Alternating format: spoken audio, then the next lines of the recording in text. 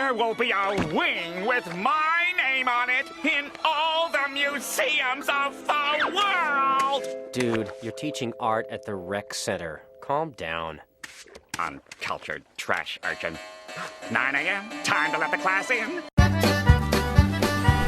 Ahoy, mateys, and welcome to another episode of I'm Ready, a SpongeBob SquareCast. My name is Captain Eric, and we are continuing our sail through the second season of SpongeBob SquarePants. Today's episode is Artist Unknown, the second half of the 38th episode of SpongeBob SquarePants. It first premiered on September 21st, 2001, and was written by Walt Dorn, Paul Tibbitt, and Mark O'Hare. I can't tell you what I exactly felt the first time I watched this episode, but what I can tell you is that over time, because of some of its contents, it has stayed with me in a certain way that is deeper on an emotional level. If that doesn't make sense, then let me explain it this way. My favorite classes growing up all throughout elementary school, middle school, high school, college, were any classes that had to do with the arts. Whether or not it was an art class where you were actually physically making something, or it was an art class where you were learning about a subject matter or a person or a film class, something that would, be encompassed in the arts. All of those classes I loved. And I have varying degrees of both positive and negative experiences throughout my time in art classes. And so those feelings all kind of come up when I watch this episode. It's really it's not weird at all. I don't think. I figure anytime something reminds you of something, it's only natural that those different forms of endorphins just go through your body, whether or not it's good or bad. I don't know what the bad endorphins are called, but you understand what I'm saying. But even looking at this episode from a SpongeBob sense, it's an episode that is almost a knockout of the park. It feels like a slam dunk idea. Squidward teaching a local art class. It's such boom. Hey, anything that kind of comes after that is gold, because the idea itself is inherently just incredibly funny, and it makes sense for the character being such a lover of art. It would make sense that Bikini Bottom, as big as it is, would have a rec center, would have an art class seemingly taught in that rec center, or at least having art accessible to the public. And it would make sense that kind of would be a place that Squidward would end up. It's something that I like when you first see this episode, Squidward being in that setting, even though from this point we've only ever really seen him work at the Krusty Krab, it's not weird. I don't know if maybe there's people out there who, when they saw Squidward teaching an art class at the rec center, they saw that as like a weird thing, like, whoa, this is a left field like career decision for Squidward over here, even though it's probably voluntary. I'm like, I was expecting that he was doing this in his off time from day one. The second I knew that he was as into art as he was, I figured, man, if there's a rec center in Bikini Bottom, if there's a YMCA, Squidward's down at the Y teaching an art class. And here he is teaching an art class. And in the most, Squidward way possible, he is just a massive overthinker in what's at hand here. When we first look in on him in this situation, he is overestimating his power in the world of art. The fact that he's so full of himself, he believes that because he's teaching an art class, possibly for free, at the local rec center in Bikini Bottom, that he's going to be able to teach an artist that is going to get so renowned that it's then going to bounce back onto him, that then he will become a renowned artist himself, and then, being known the world over as a world-renowned art instructor, or what say you. That's like, look, it's great to have ambitions, it's great to have dreams. Every artist in the world wants to be known. But where does that knownness land? How much is enough for you? Does everybody in the world need to know about your art, or does it? Hey, look, if 10 people really love your art and they're not connected to you in any way, shape, or form, friends or family, otherwise, and they dig what you're making, hey, That's pretty cool. If one other person, and that's the thing. Here's a little bit of personal backstory of my experience in art. My very first art teacher, Mr. Fury. The one thing he said that stuck with me forever was that, and you got to remember, this is, and I'm spacing out thinking about him because this is my first art teacher. He has unfortunately has gone past this world. And luckily I lived right around the corner from him, even though the school he taught art at, I was only at for about 3.5 years until I was moved to another school in town. But because he was right around the corner from me, and then I walked past his house actually to go to the other school, I would still see my art teacher, and he was just this lovely older man who just taught art and was always and like loved what I was making and was always supportive. But the coolest thing he said was that if you make something and it makes another person in the world happy, that's awesome. And just think about that for a moment. Like, think about if you're an artist out there, or even if you don't think you're that good at art, if you make something and you throw it out there on Twitter or Instagram, you're always looking for that gratification. But legitimately, if one person out there really loves your art, that's all that really has to matter in that moment. Like, hey, you made something and someone out there in the world made, maybe it made their day, or it made them smile, made them, think about something, whatever that art does for that person. I mean, how many people need to thumb up your art or like your art or want to buy your art before you're satisfied with your art yourself? Which ultimately is the ultimate goal. You have to be happy with what you're making yourself. If you're not happy, then really, who cares what else anyone else thinks? But if you're happy yourself with what you're making, then hey, rock on.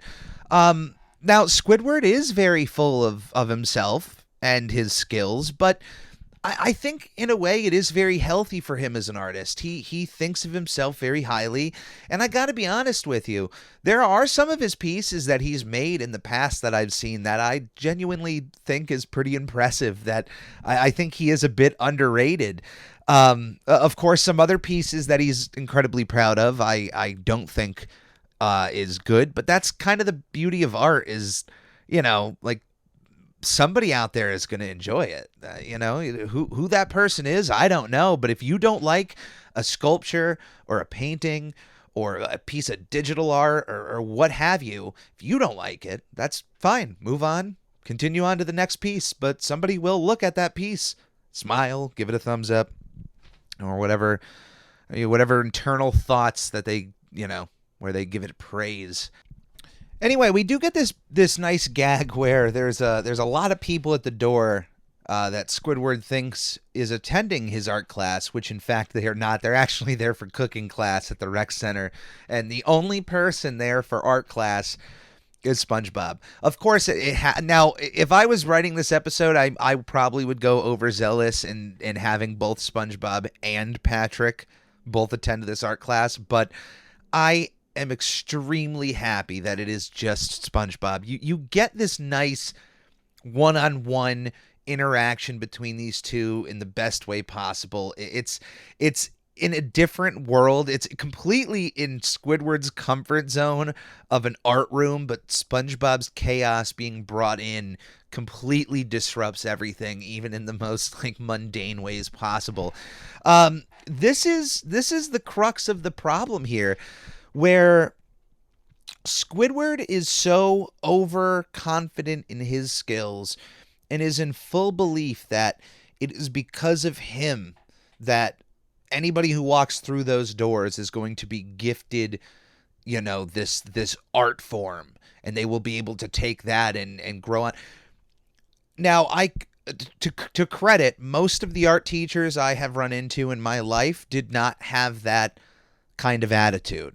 They were all wonderful artists in their own right, and they, certainly were the best artists in the room because they were the teachers, but none of them really spoke of themselves in that kind of way, and I'm very thankful for that. Now, I say most because I do think at least one or two were a bit more kind of in a snobby kind of artsy way that I only really understood as I grew older and would kind of listen to how critics would speak, and I go, oh, they talk kind of a lot like that one team. Okay, wow, they were a bit more critical on children than they needed to be. All right, that was not helpful at all. But yeah, I'm really thankful for that. But I bring this up because I feel like when I entered the high school realm of art, I found that a lot of upperclassmen carried that kind of attitude. That when you were a junior or a senior in high school and you were like a part of the artist collective, the artist group, I don't know, there were some that carried that kind of feeling with them. Especially when Squidward, one of the first things he does when SpongeBob comes in is he sits him down and goes, I have no talent. Repeat after me, I have no talent. Mr. Squidward has all the talent. That I kind of have basically heard upperclassmen say that to kind of underclassmen. I've never had anyone say that to me. I was kind of left alone, but yeah, it's crazy how, like I said, as the older I get and I watch this episode, there's just different feelings like that. But yeah, kudos. Teaching art is definitely a hard thing to do because these poor teachers have such a limited amount of time and there's so much to go over, and there's not always that opportunity to kind of take the time going to each and every student and finding their positives and building off of those, their strengths, the things that could potentially define them as an artist, because there's such little time and you have to kind of glaze over the basics. And by the time you're kind of getting a hand onto one medium or to one style of painting or drawing, you're moving on to the next. It's unfortunate, and it's also unfortunate for the people who can have a real knack at one specific piece of art that for most of their young life they don't have the correct outlet to properly build upon those skills. If you're somebody who is going to be incredibly good at still life. Now, I think it is important to understand more art forms than just one you're going to excel at. I do think there is merit to that, but I just feel, think about this. When it comes to something like sculpting or very specific art classes like that, you're really not offered those until really high school. And then, yeah, maybe that's a correct time, but imagine some of those students if that kind of art class was offered at a younger level than by the time they were at the high school level.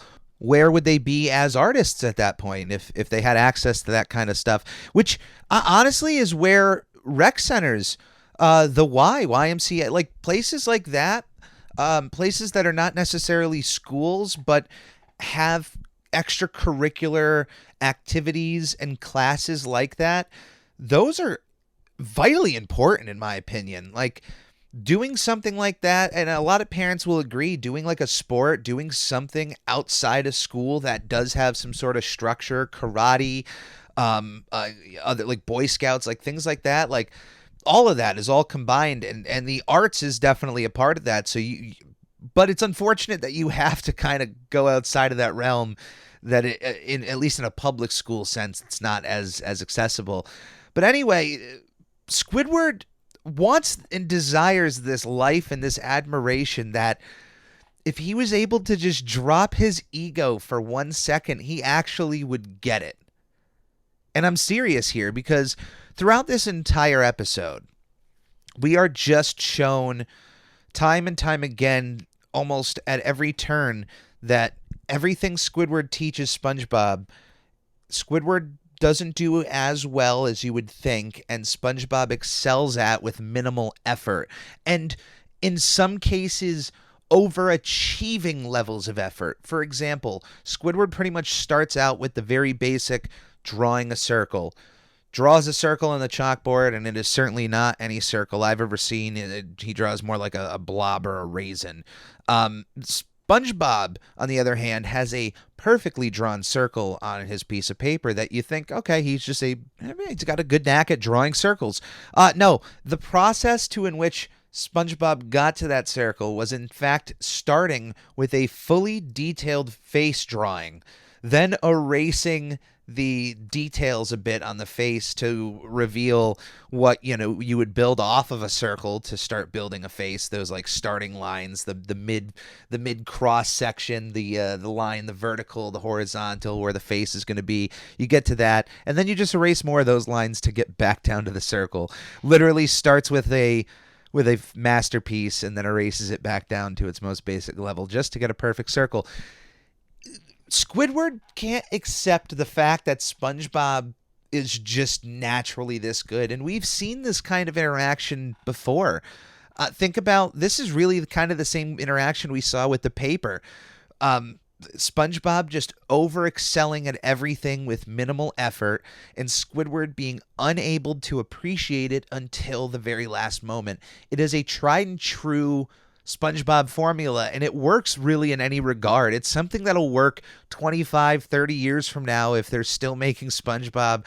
If you stick to that very simple formula, you slow the story down, and you just tell it like it is, that will work every time. It's why Tom and Jerry still works in 2021. It's a simple formula. Through this interaction, though, we get another moment here where due to Squidward's anger at SpongeBob's just minimal effort, I imagine, or he's just angry all the time. He crumples up SpongeBob's paper, which then SpongeBob creates origami of they're playing leapfrog, of SpongeBob jumping over Squidward and it moves and whatnot. Once again, instead of just appreciating the art that's in front of him, which this is true art, being able to make something out of nothing, kind of like one of the big ideas of art. And Squidward rips up that paper. SpongeBob then yet again takes up crumpled pieces of paper and recreates another masterpiece, which is another picture of them playing leapfrog again, this time Squidward hopping over SpongeBob. I have actually seen this kind of behavior from art teachers where the students might go outside of the parameters of the project but come out the other end with a better piece of art, but then like scolded for going against the rules. And I don't know, doesn't that just inherently feel wrong, just as the idea of art? The idea of art is creation. What rules? I guess sure, in the terms of like a project of a grade, but at the end of the day, if somebody goes against the rules of a project but they create a better piece of art, I mean, how do you grade? I don't know. I'm not an art teacher, never want to be one. That's a tough job. I don't know what you would do with that, and maybe some art teachers can let me know. Like, what would you do? I guess it depends on how much they go outside the line. If the project is about, hey, we're taking sketching paper, and here's some different levels, hardness of pencils, and we're drawing that. I got a daisy. I got a flowers in a pot in the middle of the room, do a still life. And one of the kids just goes out and does like an abstract drawing of the flowers in the pot. Like it comes out like a super beautiful drawing, but it's not a still life. Do you give them a D or a C and then praise the painting on its own or the drawing? Or I don't know.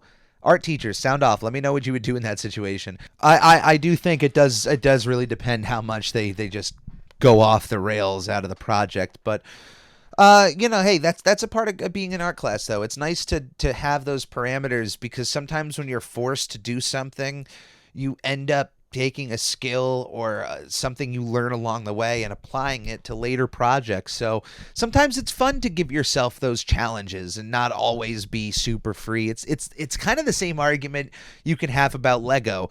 Like it's super fun to create whatever you want and build whatever you want, creativity, but it's also kind of fun to follow the directions and, just build those kind of big structures or build Lego sets, and it's calming for people. So both arguments are kind of right. And I think even like when it comes to art, both arguments there would be kind of right too. So art is like one of those things. It's just a weird subject where you're kind of like, everything is subjective, but then there's just like these objective things most agree with, and then some people go against the. Hey, we're getting too deep in here. Let's bring it back to the rec center. Reset ourselves. Squidward, I gotta say, not that good of an art teacher. I'm fully supportive of him in the role. I want him to succeed, but the fact that in day one he moves from drawing a circle to already getting into like chiseling marble is pretty sus. Why? Like marble, sir, are you buying this yourself, or are you just wasting the town's money? Because as far as Squidward's block is concerned, one chisel from Squidward and the entire block just disintegrates into dust.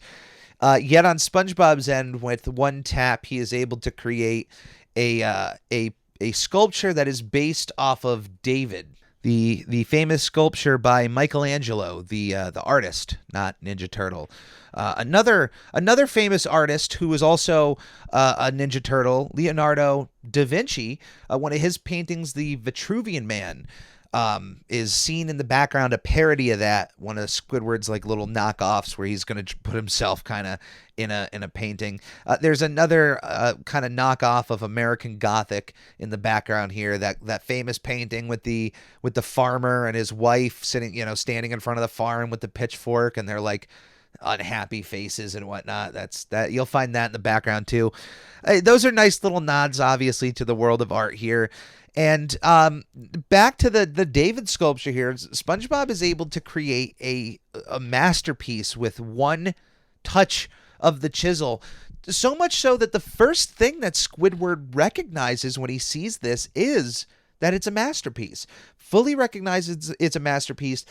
And if at this moment he was able to just get out of the way of his own ego and stop right there and just say, SpongeBob, you did it. This looks great.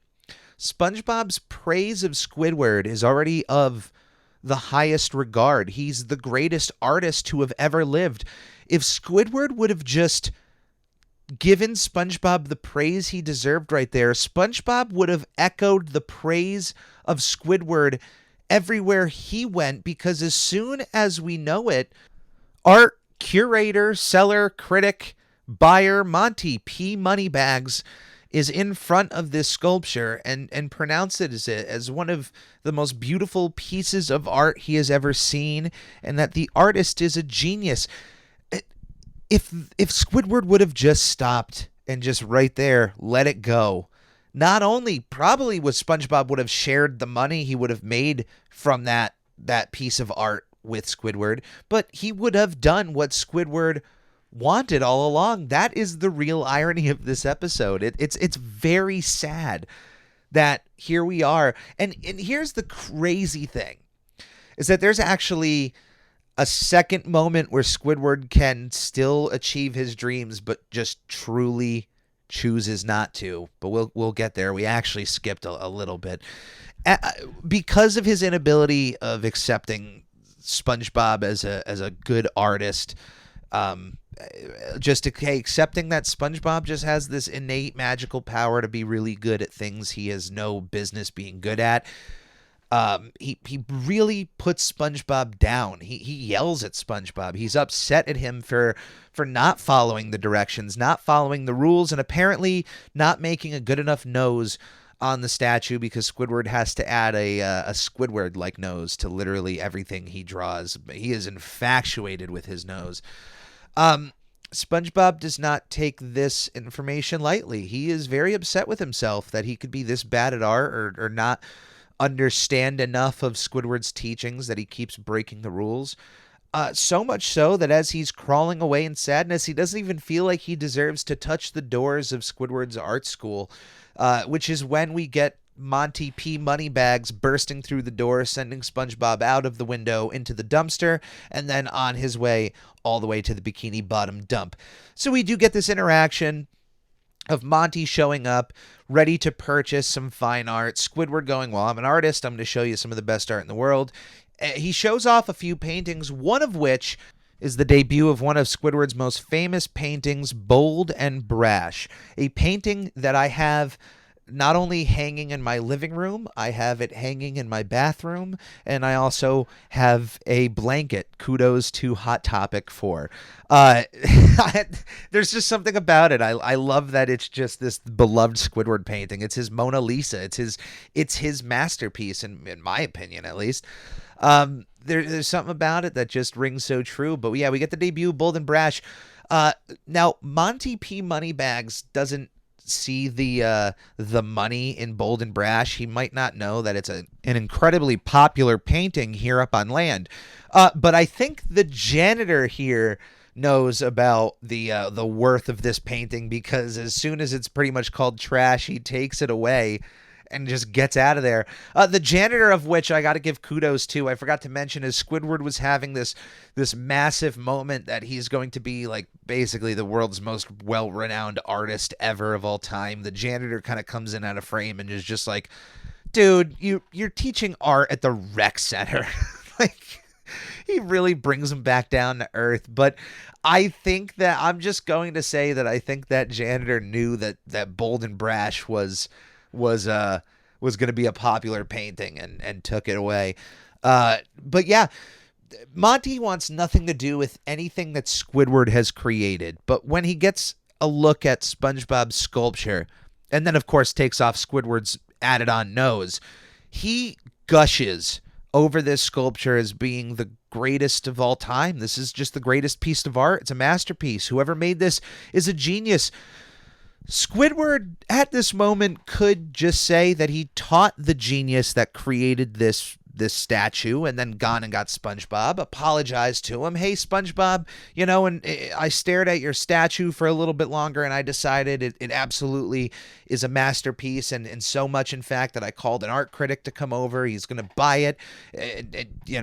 I'm glad I taught you. Like, he could just kind of BS SpongeBob in this situation and it works out in his favor, but he doesn't. He decides to lie and say that he was the creator of this statue. Of course, that bites him in the butt fairly soon after, because in trying to get the statue outside of the rec center, the statue's head breaks off. Now, Monty doesn't seem too bothered by this because, well, hey, he's talking to the artist who created that statue. He could just make another one. And you know what? In fact, since you're making another one, you might as well make it, even bigger and better than your last one. I'm going to come back tomorrow with some money. The crazy thing that Monty thinks that a statue like that, like, now SpongeBob doing it, he did it in a second. Sure, having another one done by tomorrow, probably not that big of a deal. But Monty doesn't know that SpongeBob is able to do that in one stroke of a chisel. What is he not? Does he just assume that happens, I guess, that everybody just can get things done in a day? I thought that was pretty crazy of him, but, it just pushes the story along. At this point, Squidward then has to get SpongeBob to make a new one. And once again, here is now a third moment where he could have still found success. All he still had to do here was, hey, SpongeBob, I loved your statue, but it unfortunately broke. Like, let's go back and make it. Like, he could have just retroactively apologized for how he treated SpongeBob and just admitted that the way he was making art was a fun way, was a successful way to make art. But instead, he has to say, hey, we're going to start back at ground zero. I'm going to teach you how to be a genius. And because SpongeBob had lost all of that energy he had to make art before, even if he has this renewed energy, we, of course, are going to go through a montage of Squidward trying to egg SpongeBob on to get to the statue. And, of course, this time around, SpongeBob is as terrible with art as Squidward kind of was in the beginning, except SpongeBob is still pretty impressive here, because through this, instead of getting Rippy Bits, Squidward actually tries to get him to do Rippy Bits, which I love. I recommend everybody try to do a Rippy Bit painting after you hear this episode. He rips up basically an entire book's worth of paper, and SpongeBob is able to meticulously put back the book in its pieces. Now, the joke, I guess, is that, like, it's not a painting, it's not art, therefore, haha, SpongeBob still didn't do anything. Like, that's impressive. That you can still see it's in pieces. Like, Squidward, that's display that. I mean, I would. If I was able to do that, rip up a book and then put it back together in its pieces, I would want to display that, at least just show that I was able to do it. Anyway, of course, we get the end result of, out of Squidward's frustration of losing out on all this money, all this admiration, he's just going to destroy all of the marble columns they have and just make this giant pile of marble rubble. And here in comes Monty P. Moneybags to collect what he assumes is going to be a finished statue. When he opens up the door, one of his first responses here is who is responsible for this? And Squidward hands off all responsibility to the janitor, who is standing at the door with his garbage can. Now, without looking, Squidward was able to create exactly what he needed: a bigger and better statue to replace the one that broke. But now he's given all of that responsibility over to the janitor, who now only not owns Bold and Brash, but then this even more expensive statue, I imagine. What a ride of an episode. SpongeBob in this ends up kind of hopping back out of the rec center and heading back to the dump in his Kelpo box. More power to him. Like, he's a gem. No complaints here. I wish his art prowess wasn't kind of ripped out of him. But, you know, to say the least, like, that can happen. What can you say? Like, I had it happen before.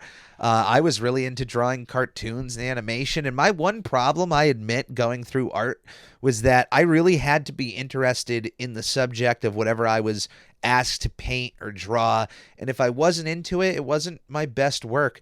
If I got into a groove of something and I felt confident, I would feel like it would do well, but I just kind of always like veered off to animation. And one of the last art teachers I ran into that was supposed to be there to kind of help guide me off towards ultimately art school, that's the person that really should take your strengths and dial them up to 11 and really find the strongest way to present your portfolio, especially for how you are as an artist.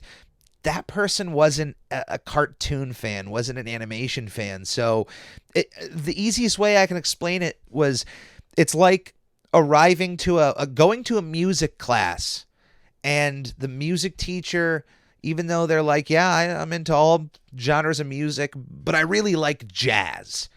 And out of the 10 kids in the class, like 7 of those kids really like jazz. 3 of the other kids, there's somebody in a rock and roll, someone in a hip hop, someone in a country, and you know, they like other music genres, but you'd think as the teacher, you'd go over to each of those kids and you find a way, like, hey, let's amp you up a little bit. Let's go.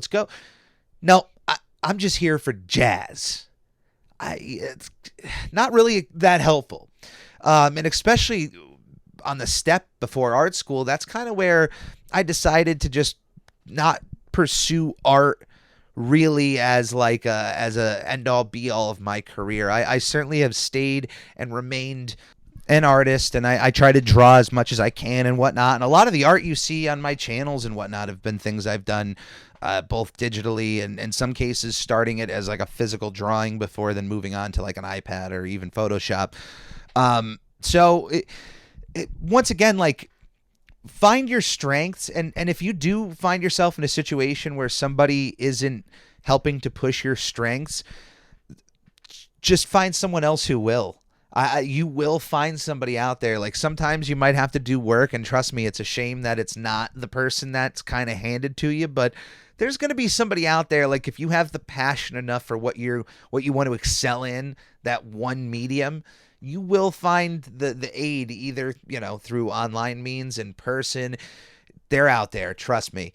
Don't let that passion get taken away. And like animation, like that was like my one goal for the longest time. I still want to have a cartoon on Nickelodeon or work on a cartoon on Nickelodeon. Like that's a dream.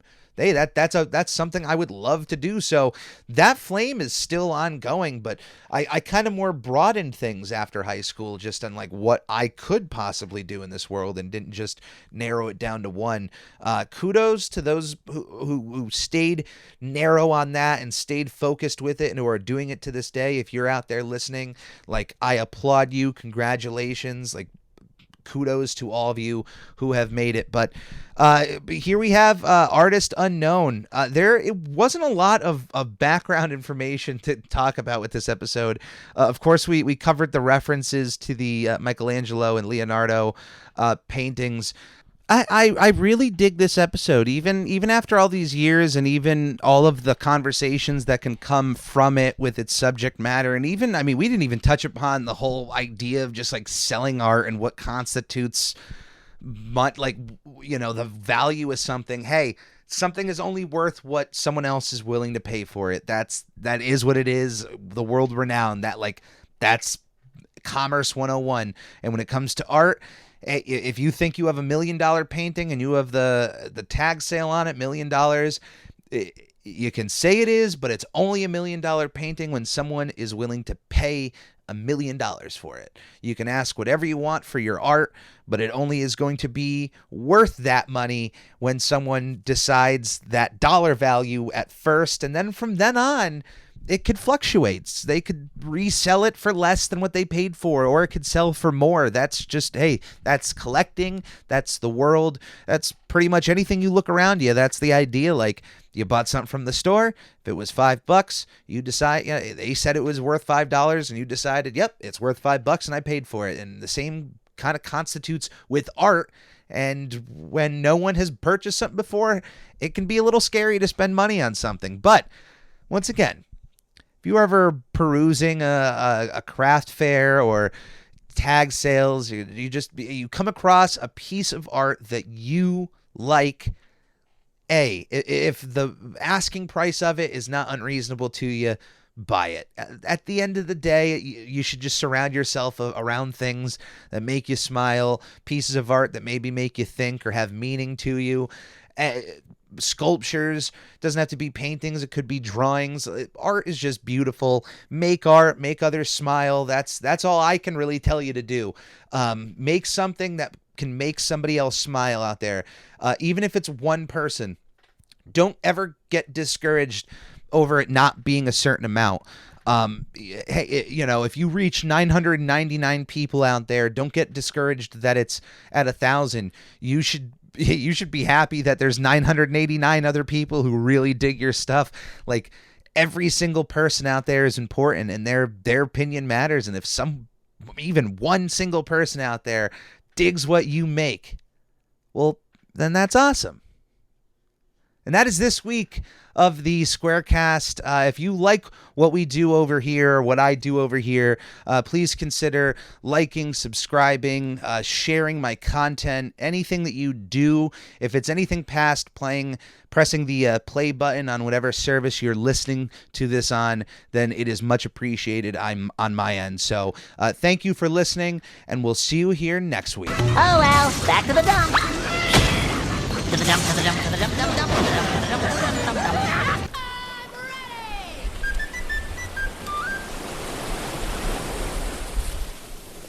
Magic Conch, will I ever get to meet Tom Kenny? Maybe someday. Oh, so you're saying there's a chance. Okay. Should I tell fans of the show how they can support us? Yes. Goofy Goobers, supporting the show is shockingly easier than catching a blue jellyfish.